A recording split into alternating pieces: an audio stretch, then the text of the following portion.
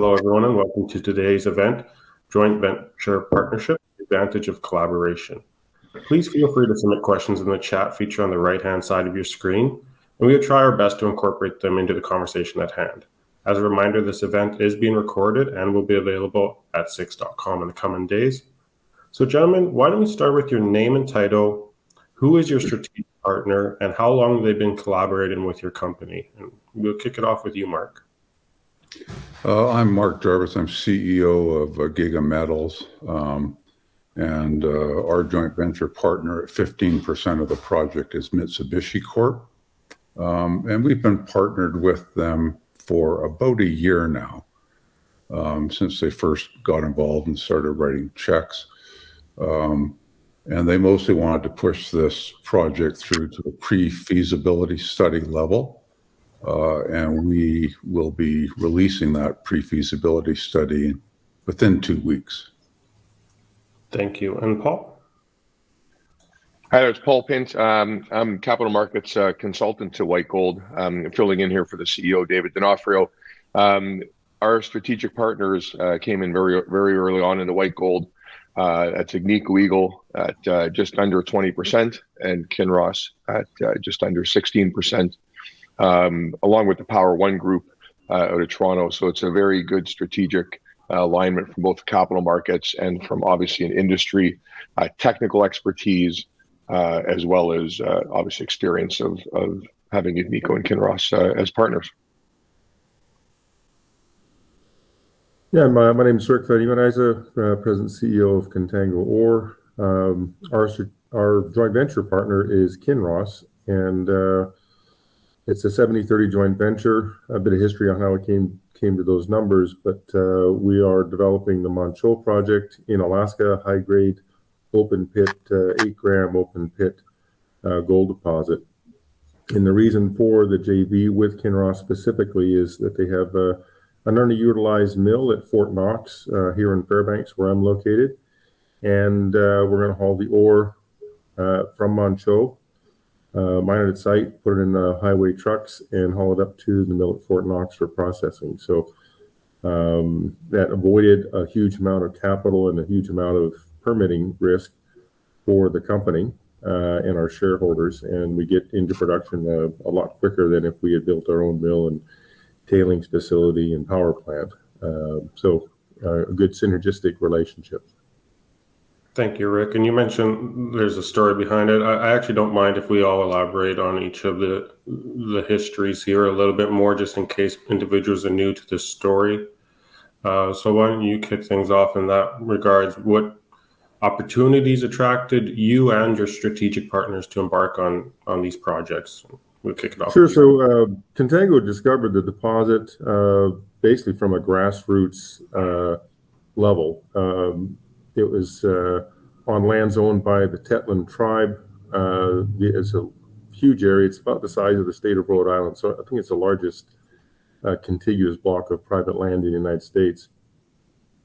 And so we found the deposit, but it was good grade, but it wasn't big enough to really support building your own mill and tailings facility and power plant. Or maybe said another way, it would have been challenging for a junior company to do all that, certainly in this market. And so we took a different path and initially did an arrangement with a joint venture with Royal Gold, who liked the project and wanted to see if they could get involved and advance it to a pre-feasibility level study and then invite a major company in to develop it. Long story short, that didn't happen. And so when I came in 2020, we had a first right, of course, to be able to purchase the Royal Gold interest. So I just kind of rearranged things and brought Kinross in on a 70% basis. Again, the real strategic reason was that, of course, 2020 was a year of COVID, so it was a challenging year to do much of anything, especially raise money.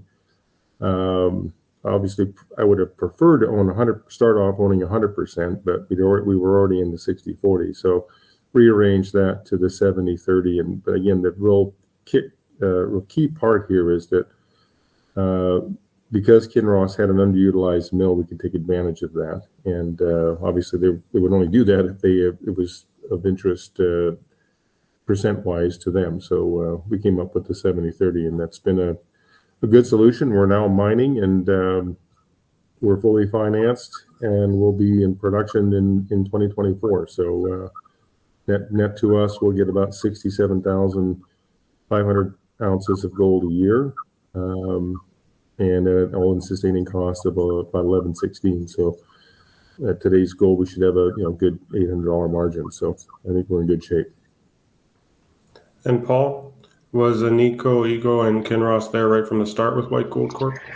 Yeah, so White Gold, I'll give it just a very brief history. So White Gold's located in the Yukon, just there around Dawson City. I'm sure everybody in the world's familiar with Dawson City and the Klondike Gold Rush 125 years ago, and all the placer mining that was done there over the years. But really not up until about 20 years ago were there any modern mining techniques put to use. A gentleman by the name of Sean Ryan, a very famous and infamous prospector, went there with his own thoughts and maps and soil sampling, and very quickly discovered both the Golden Saddle and coffee deposits. And of course, that quickly attracted the attention of other companies, in particular, Underworld Resources had the saddle, the Golden Saddle, that got sold to Kinross very quickly. And then Newmont now has the coffee project and is very active in the region.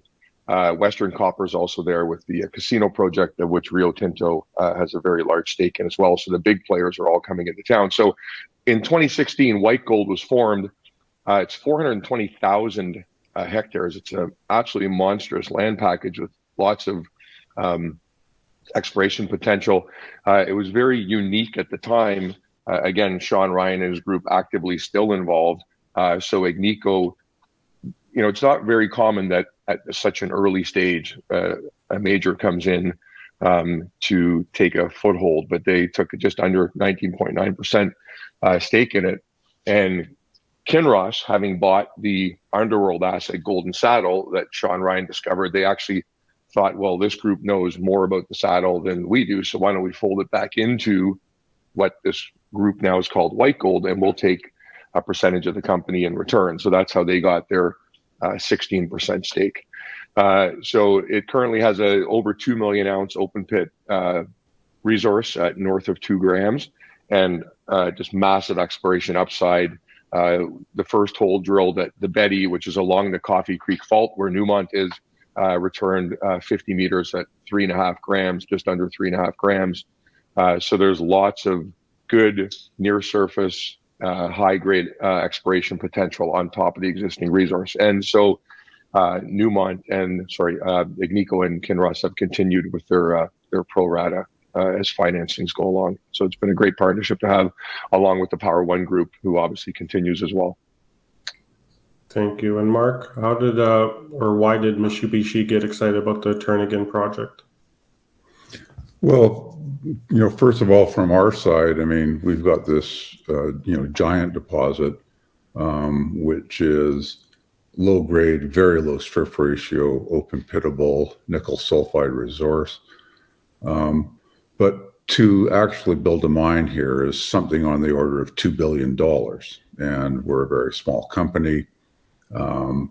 There's no real feasible way forward for a very small company to build a $2 billion mine. And so we decided early on that we would seek joint venture partnerships at the project level rather than dilute equity. You've got to dilute something. And so just the math said dilute the project rather than the equity. Frankly, with the way the markets have been going and our market cap has been going, we'd be better off to be a private company. I don't see any advantage to being a public company right now. So we just started looking, in conjunction with Martin Bydra, who's our president, who has a great deal of experience selling nickel and cobalt products to end users. And so he knows all the end users. And we just started approaching them, and Mitsubishi reacted very well. just to be clear, we're not dealing, people get the misconception that we're dealing with the car company. Mitsubishi is a conglomerate. It's a giant company in Japan. And the car company is one division, but we're not dealing with them. We're dealing with the arm that does commodities trading. They're the largest commodities trader in Japan. And specifically within that arm, we're dealing with the battery raw materials division, which was formed about 2 months before they signed the deal with us. So they're very interested in nickel and lithium. So that's how they got in. We approached them. It took a couple of years before they got really serious. Nothing happens quickly with companies of this scale. Once they got serious, it probably took about 8 months of really, really extensive due diligence.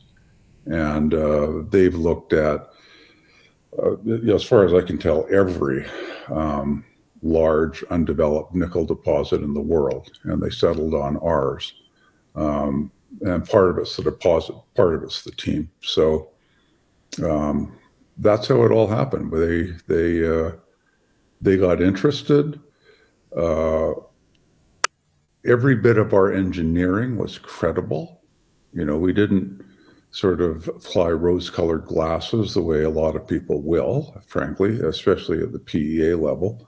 And nothing in what we were projecting as what this project looked like, turned out to be questionable at all. We were always very careful to be very accurate in how we were describing it. And at the end of the day, that paid off for us. So that's our model is we've got Mitsubishi in for 15%. Once the PFS is out, there are a lot of strategics sort of waiting on the wings, waiting to see what that looks like. And I think it'll be time to get the next tranche of money. We're looking for, another 50 million US to take this all the way to shovel ready. And we've got mining companies, we've got car companies, we've got battery companies, all waiting to see what this PFS looks like. That's interesting, Mark. Thank you. I didn't know. I was assuming the auto company as well, but it's more the commodity company. In regards to those auto manufacturers, you are the only one with a nickel asset on the panel here. Could you discuss further about the potential of other auto manufacturers or individuals interested in the nickel space? Are they acquiring assets within Canada further? Well, I mean, nickel's a real problem for the North American and European auto manufacturers in terms of the supply chain, and particularly in Europe, they're evolving environmental standards that, shall we say, preclude sourcing their nickel from China and from Indonesia. There's environmental things going on. Indonesia has now become the largest single country source of nickel in the world, starting from nowhere about 15 or 20 years ago. But the environmental destruction that's happening is almost unbelievable. And in the age of the internet, it's hard to hide that. So the Europeans, car companies, are very, very interested in the environmental standards by which you produce your nickel. They're interested in jurisdictions that are not corrupt. They're very interested in your carbon footprint. And we have a path to carbon neutrality, we think. Our tailings absorb CO2 from the atmosphere. You can measure that. And starting from a very low carbon footprint, we think we can get to zero carbon. So for scope 1 and 2. So that's, they have a real problem in that the current supply is not what the Europeans think of as clean. And so they're going to have to develop new sources of supply in order to meet their own environmental standards.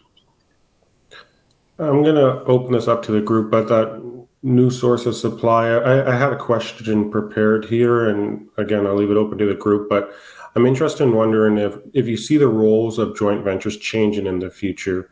You hear there's less and less deposits being found.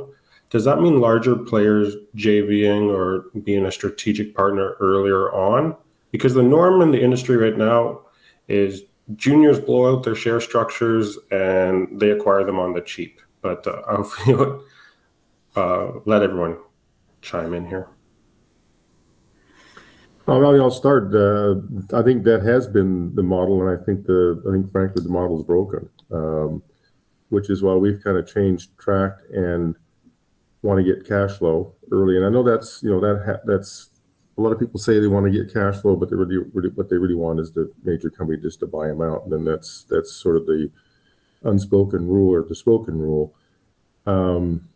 We actually are seeing a path forward where we actually have a very low share count. We've only got we'll have less than 10 million shares outstanding, and we'll be cash flowing $5 a share. So that's pretty strong position for a junior company to be in. So in terms of joint ventures, I still think the joint venture path is a good path to go, because it just costs a lot to build anything anymore, and it takes a lot of time. And you've got the Lassonde curve, so you've got to survive the valley of death there. And I think the only way to really do that is to have cash flow and to have multiple projects going, or have them all lined up so that you're not sitting there with your pants down and nothing to say except, well, we're permitting, or we're trying to raise capital, or we're trying to do this, or trying to do that. You've got an active project in the market that's adding resources, or advancing them from inferred to measured, or inferred to indicated to reserves. I think that's the only way a junior company is going to be able to survive on a sustainable basis going forward. I mean, we're no doubt we'll always have markets, and we'll always have the flavor of the month sort of investment criteria. But I've spent a lot of my years finding huge deposits. We found Donlin 25 years ago, and it's still not developed. So I'm hoping it gets developed before I get buried, but I'm not convinced it will. So I like staying next to the infrastructure in Alaska. We know Alaska well, obviously, and that's going to be our path forward here.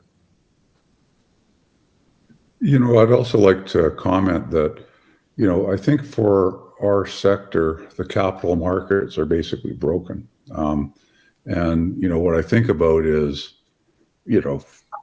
20 years ago, brokers made money buying and selling stock in the open market, as well as through financings. And now commissions on buying and selling stock in the open market are basically zero.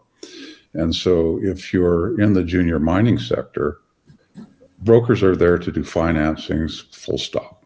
And so that source of liquidity of buying and selling stock and having liquidity and having valuations that approach something reasonable, that source of liquidity has disappeared. And so I think that's a fundamental problem in our business. And I've concluded that the only way around that is to actually deal directly. Basically, we are pretending we are a private company and dealing with the strategics on that basis. And so we're looking for valuations on the project. I mean, our deal with Mitsubishi implied a value for us that's 3 times what we're trading at now, and that was a year ago. And the project has advanced since then. The valuation we're looking for in the next tranche is much higher than that, much higher than Mitsubishi got as the first mover. So, but the markets ignore that. And I just am of the opinion that it's mostly because, basically commissions are zero in the open market. Yeah, I mean, Mark, I can add to that, and Rick as well. Having spent 25 years, in institutional equity sales and investment banking up until 5 years ago, and then helping out with some startups of some gold companies. The market drastically changed, right? 20 years ago, there was, as you said, there was commissions available. There was a lot more activity. There were a lot more institutions and actual funds that focused on commodities and precious metals and the like. And a lot of that has disappeared. The ETF market swallowed up a lot of that as commissions went down. ETFs, became a place to go, and so the active manager disappeared. So there's been a hunt for the new pockets of money, be they family office or JV or other corporates. And I think that in this day and age, again, the market is broken. There's a lot of companies that probably shouldn't be public, but the private market is even worse, right? At times, it's very hard to get the private funding. So, there's a lot of companies that are going public through either retired shells or whatever else has happened. And then the access to funding is exceptionally difficult. And so, you guys have, JV partners and the like. We have Agnico and Kinross as strategic partners. And again, if you look at how they think, we get open access at White Gold to what they are looking for as White Gold. We're a much earlier stage company than you guys, but we're at the beginning of that Lassonde curve. So it's still a time of exploration discovery, and so there's no cash flow in the near term.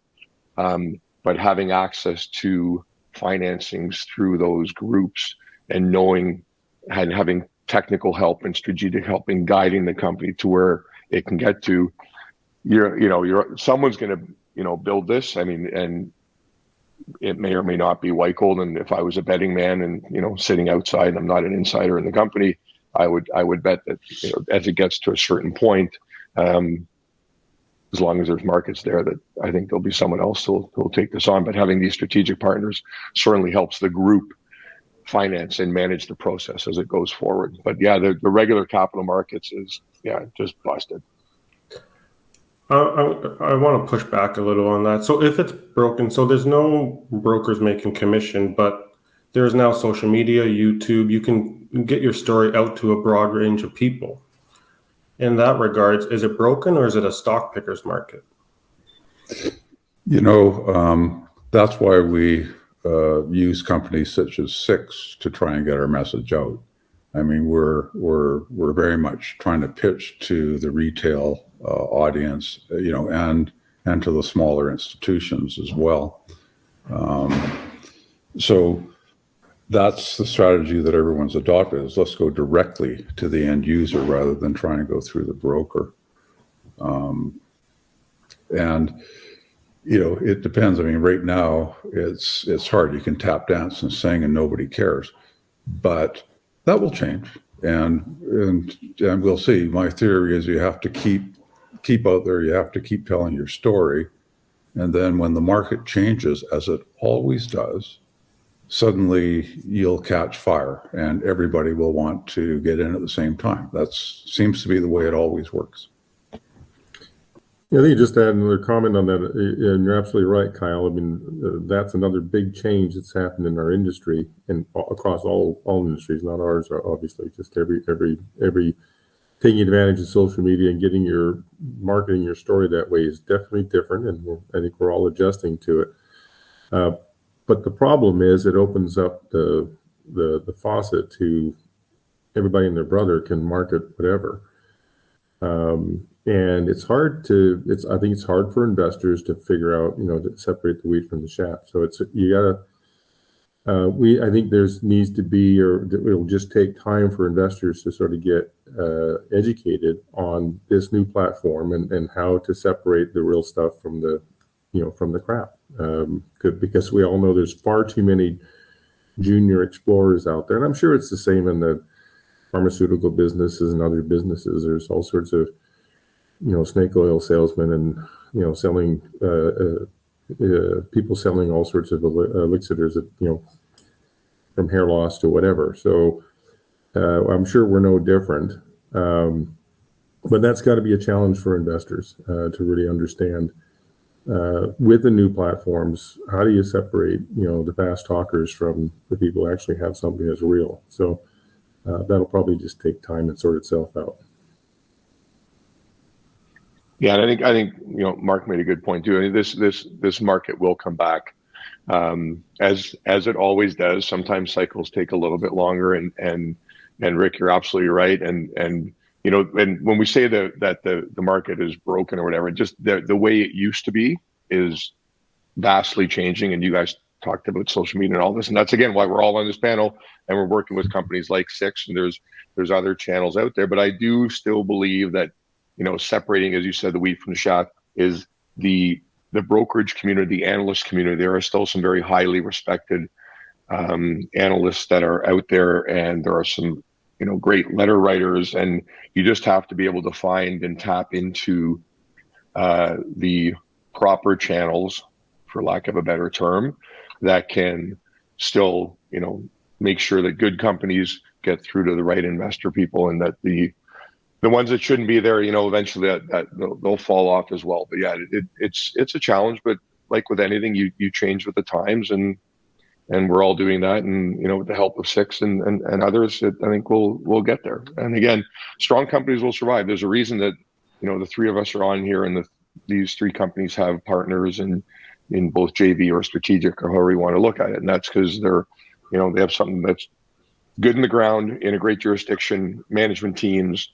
There's some history there, done it before. I mean, this is what creates the positive feeling in investors to invest in something, not just a snake oil salesman. So hopefully we can keep that going. I think Paul made a really good point there. I want to just re-emphasize, and that is, when you have a joint venture, like Mark's company, joint venture with Mitsubishi. I mean, again, these are, and Kinross and Agnico Eagle, these are all real companies that do real due diligence. They don't invest 5 or 10 or 50 or $100 million at the flip of a coin, or because they've heard some fast talking snake oil salesman.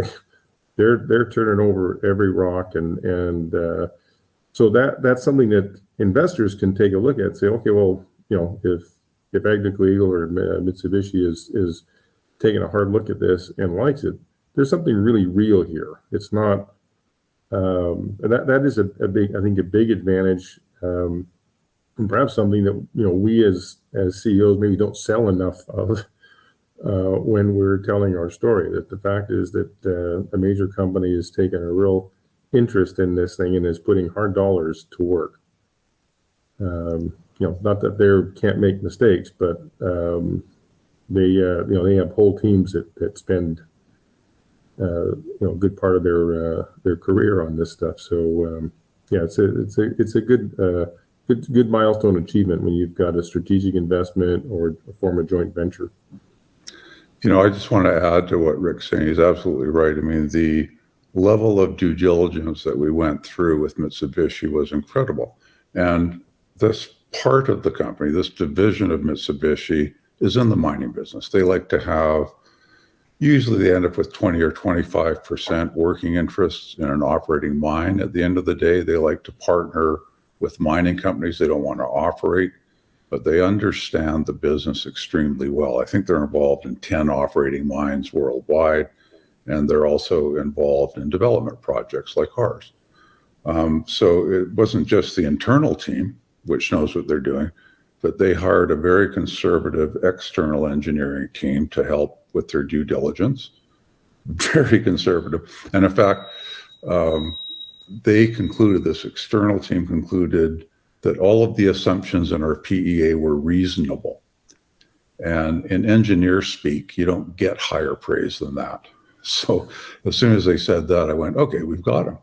And indeed, we did close a deal not too long after that.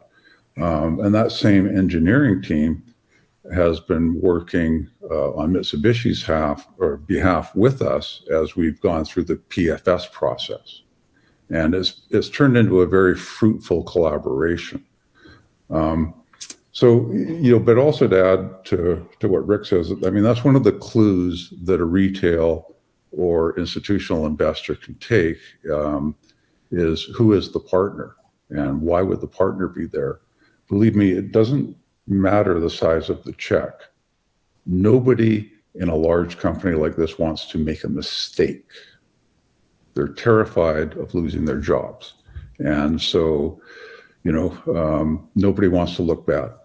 So they are extremely careful about what they invest in. And another part of it is it's not just the retail investors and it's not just the institutional investors. The strategic investors pay attention. So the fact that Mitsubishi is involved and that everybody knows that they know what they're doing, they know how to do a proper due diligence, to a car company that's going, okay, we have to vertically integrate. To be completely frank, none of the car companies have a clue about the mining business. Why would they? Some of them are scrambling to assemble teams, but in the mining business right now, where do you get a good mining engineer? Where do you get a good metallurgist? Where do you get good geologists? They've all got jobs. It is more than full employment in our sector. And so it's extremely difficult to put together a proper due diligence team in this market. It's not impossible, but you really have to bid up the talent, as it were. So the fact that somebody that everybody knows what they're doing has chosen this project matters, and they can, to some extent at least, rely on Mitsubishi's due diligence when they're evaluating our project. I like what all you gentlemen are saying. That makes a lot of sense. And I'm a retail investor, self-directed, that has no technical background. And it is a stamp of approval seeing these strategic partners or JVs involved. That being said, I'm just going to be playing devil's advocate as much as I can, obviously, here it looks like. You might look at a strategic partner, like, for example, Eric Sprott, and he has maybe a shotgun approach, but like Pure Gold mine, as an example, there's a lot of strategic investors behind it, and it still failed. So with these strategic investors, how do you differentiate which ones are good, which ones are bad? Like, to an extent, Kinross as well. Is it a shotgun approach, or go through their due diligence process, or help us determine what is a good strategic investor? If that makes sense. Well, in our case, it was very simple. I mean, we knew they had an underutilized mill. They had looked at the project when Royal Gold was looking for a partner and an operating partner to develop the company, because Royal Gold's a royalty company. They're not supposed to operate, right? So they were just trying to be a middleman and end up with a royalty. And so I think that probably would have happened back in 2018 when they ran that process. But Kinross had their issues with in Mauritania. And so everything kind of went on hold. You hear things, people, you say, okay, well, they were actually pretty interested in that opportunity to look at processing the ore at Manh Choh up at Fort Knox. So obviously they must have known what they were doing, because they're a major company and they wouldn't be seriously considering something. And if something hadn't happened in Mauritania, they would have done it maybe in 2018. Just knowing that background, and part of that's bar talk, and part of that's just knowing being plugged into the industry. That's what allowed us to just quickly make that pivot and move in that direction. So that's being opportunistic, I guess, and you always have to be opportunistic in this business, because of markets, because of just the way it's a fast-moving business. So I think that's a big part of choosing your partners. You've got to be opportunistic. It's not the window can be open for a period of time, whether it's a marketing, the financial market windows, or the opportunity to develop a strategic relationship. They don't stay open. They're not just open doors that you just jump through all the time. So gotta be opportunistic. I think you're on mute, Mark. Yeah, there you go. Yeah, I just want to make a quick comment here, is that, to answer your question, Kyle, the fact that a major company gets involved is not a guarantee of success. It improves your odds, and that's all you can really do. So. Yeah, I would add as well. And first of all, Kyle, thanks for the nice comments. We all three of us are expecting buy tickets in the companies from you immediately following this call. Thanks for that. But also, that, just very quickly, I think that, you know, as both Rick and Mark have said, like, not everything is going to work out, and mining is hard, and business is hard, and you have so many boxes you want to check off, and a lot of these strategics do, and I think as the world moves forward more and more, and Mark, you mentioned, you know, social media and the, you know, how they view the nickel in Indonesia, and so you tick off jurisdiction management. There's so many issues that come up, environmental, and let's face it, these rocks have been in the ground for 1 billion years, so you don't really know exactly what's there sometimes, and sometimes things just don't work out. And so even the majors do, you know, for lack of a better term, make mistakes. But as Mark said, and as Rick has said, you know, your odds are further improved as a smaller company if you're growing and you have some of these strategics that do the due diligence, have seen it before, have made mistakes before, have known where to look for those, and still make an investment in your company. So as a retail investor, you look at all those boxes have been ticked, and I think you can make an educated investment. But it's not a guarantee, as they said. No, definitely. Again, just playing devil's advocate here, but let's get back to discussion about with your joint ventures. It's a business relationship. It's not a honeymoon relationship with your newlywed. In that regards, the main conversation at hand is most likely execution decisions, correct? Can you go talk further about these decisions and what's it like to be in a room with your strategic partner? You know, maybe I'll start with that. It's interesting. I've never worked for a large company. I used to be a broker. I ran my own business, and then, you know, I've been CEO of a couple of companies, but they're small companies.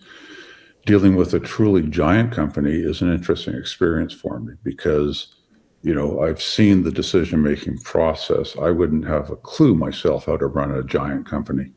But I see the way that Mitsubishi processes information, and I see the way that they run a meeting. I think they've all taken courses in how to run a meeting. And they're very, very good at it. So you've got these extremely intelligent, driven people that all are sitting in a hierarchy and are reporting higher up, you know, doing their best to make decisions in a very sort of risky, you know, mining environment. And to me, it's just been very, very eye-opening about how a large company actually works and how decisions are taken. And decisions are made. Just because they're huge doesn't mean they can't be nimble. And for me, it's been a real pleasure, not only, you know, dealing with Mitsubishi, but I think more generally, I like the Japanese. I like the way that they deal. I like the way that they deal honorably. You know, you're not sort of looking over your shoulder thinking, how are they trying to get me? They're really trying to make everything work. And anyway, so for me, it's been a pleasure getting to know how this particular large company works. Maybe I'll just chime in a joint venture. And again, that's it's not a strategic relationship. It's not a strategic investment. It's a business arrangement. And ours is 70-30. And frankly, the guy spending the money gets just to tell you how things are going to work. I mean, that's just the reality of the way the world works. So I've done 50-50s before, and they do work. We formed a 50-50 joint venture with Barrick, with Nova Gold. That joint venture has been tested for a long time, and it's been talked to both companies as a follow-up just for my own curiosity, and they say, yeah, it's a good, healthy joint venture and works well. But, you know, if you formed a joint venture and someone's investing, you know, $50 or $100 million or $500 million or whatever it is of their money, they're going to tell you how it's going to get spent. I mean, it almost doesn't matter what the joint venture document says. That's the reality of it. And so, but that's the reason for bringing the big company in. They have the expertise. They have the team that has built mines, and frankly, that's just not something that junior explorers are set up to do. And to make the transition from an explorer co to a mining co is tough. And anybody who thinks that's easy is completely BSing you. It's tough, and it's even tougher in markets like this. When you've got a runaway market, a few things can fly through the process, but usually they get, things catch up with them. I remember, Mount Milligan was a great story, and it was great for the copper market, and it's great for BC. And the first thing that happened is they have to write the whole damn thing off. So this is a tough business, and I think investors should always keep that in mind. It's not easy. So you really got to analyze what people are saying and what the numbers are telling you. So that'd be my cautionary statement to investors. But it's a good business, and you can make a lot of money, and and we do real things. We actually we're the foundation of society. So I think we can all be very proud for what we do in the mining business. And Paul, before you chime in, just back to you, Rick. Kinross just had their groundbreaking ceremony at Manh Choh. I'm just wondering how your relationship changed, and if it's going to change at all in the next 3 to 4 years. Well, I just point out we both had the groundbreaking ceremony. It's a joint venture, so we're all there. It hasn't changed a bit. I mean, it's a milestone achievement. So I'd say at a very fundamental personal business level, it just makes something real, and you form a bond as you advance something and achieve the common goals and objectives. You're kind of solidifying that bond and that relationship. And it was having a ceremony where you're all lined up with the shovels, the golden shovels, and all that. It's a bit corny in some ways, but it's a very real. The outcome of that is a very real bonding exercise, and so you've achieved something in common. I'm sure Kinross was waiting for us not to be able to finance our 30% interest in the project. I'm sure they would have pounced on us if we had not been able to. But I think from their side, I suspect there's a bit of respect that, hey, these guys were able to pull this off in a tough market. We'll wait for the next opportunity, but because it is business. But it's an interesting dynamic, and I mean, we're all people, right? So at the fundamental level, that's what makes everything work. And so developing relationships and having good, honest, open dialogue is always a key in any relationship. But in particular, specifically to joint ventures, it's not any different in that relationship as well. Thank you. And Paul, how's it different strategic partnership versus joint? Yeah, I mean, so I would just add both Rick and Mark made very good points. So I'll be as brief as I can. But as much as important as it is for a junior mining company to have a strategic or a JV come in, it's also really important for that junior mining company that it's the right partner. And they both use terms like open dialogue, support, technical knowledge, the guidance, all that. And that is really important. If it's just an investment and you don't have communication, sure, you can point to a few positive factors of that. But I can speak on White Gold's behalf, very much like Rick and Mark did, that there's an ongoing fluid relationship, communication, site visits, technical updates, guidance, and all that. And I think it's incredibly important that it's a two-way relationship, even if one is a stronger partner in a like a 70-30 JV. With us, it's a strategic investment, but they're very engaged. And so that is, as I said, it's just as important that you have that ongoing engagement, because I think it was, as Rick said, if somebody tells you that that they're going to go out and build this mine and it's a junior company, then it's not true. I mean, when I was marketing my previous company, where I was president of a gold company, I'd go out and they're like, "Are you going to build this?" I said, "I can't even build a birdhouse. Like, I'm a capital markets guy, and this is what I do, but we have other professionals in place, and we're going to get partners and the right team to eventually build it." And that's what these strategic partners can be very helpful in. Thank you, gentlemen. Those were all the questions I had. So we have some time left. Why don't you take the time to talk about the upcoming catalysts for your specific companies? Mark, we'll start with you because I saw an individual in the chat was curious about updates on your PFS. So why don't you kick things off? Well, at this point, we are hoping to have a press release out on our PFS in about 2 weeks. And I should always say plus or minus. And part of the uncertainty isn't to do with the engineering progress of the PFS itself. Part of it has to do with the approval process within Mitsubishi for such an important press release, because their name is on this, and there is a process, and it does take time.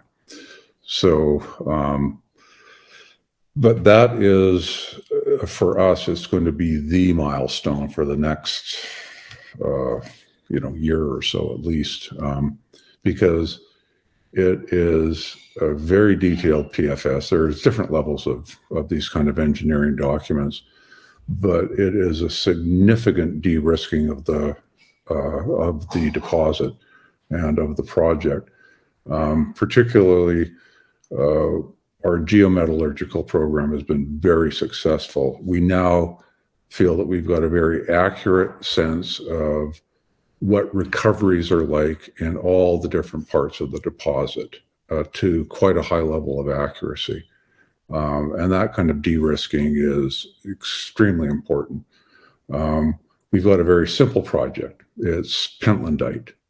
99% of the nickel and cobalt are contained in pentlandite. So you are trying to recover one mineral. You're not trying to recover 3 or 5 minerals.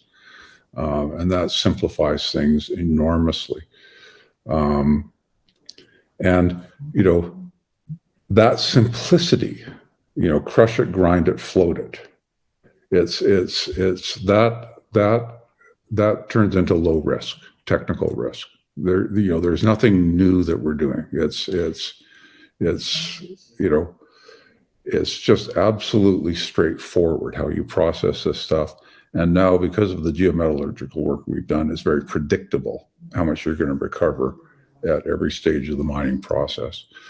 And that is a milestone because there are so many potential partners waiting to see this. Some of them have already signed NDAs. They're in our data room. Some of them are waiting to see this before they're going to take the step of signing an NDA. But it's a very important milestone. And I think with the appetite for nickel right now, it's going to kick off the next stage of deal making. We're looking to sell, call it another 20% of the joint venture company. And we're looking to sell that for enough money to take this to shovel-ready status. And so very critical milestone. And then the next milestone after that will be when we sign up the next partner. Thank you. And Paul, for White Gold in 2023? Yeah, so White Gold is this is our season of drilling, really May, June through September, October. So just wrapping up our most recent drilling campaign, focused a lot on the exploration upside of the area. The Yukon is becoming very much in focus again. And Mitsubishi, actually, I forgot to mention that Mitsubishi made an investment in Western Copper not that long ago. So they're, I think, at a 5% stake there. So Mitsubishi, Rio, Newmont, the big boys are all coming in, and they're looking for the potential of this district, let's call it, which is at its still very early stages, so to speak. But for White Gold in particular, focused on 3 projects: Betty, Vertigo, and Nolan, really high potential very, very prosperous. I mentioned that at Betty, the first drill hole in the prior drill campaign hit 50 meters of 3.5 grams. So watch for a lot of news coming out of White Gold as this drilling season wraps up. So starting in the next month or so and flowing right through to the end of the year, you'll see lots of drilling update. More than anything, we already have the resources. I said over 2 million ounces of north of 2 grams open pit. So we're really going to show the exploration upside of the region.